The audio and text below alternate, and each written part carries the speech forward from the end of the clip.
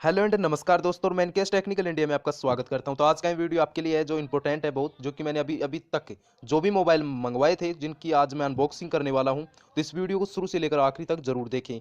तो मैंने अभी फिलहाल में मंगाया था Realme 2 Pro, जो कि 6 GB रैम में है और 64 GB इसमें मेमोरी है।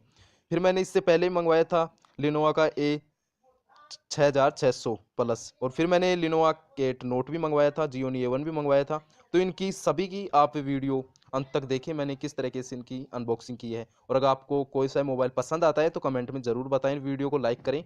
इसी तरह की आपको वीडियो मिलती रहेंगी। चैनल को सब्सक्राइब करके रखें।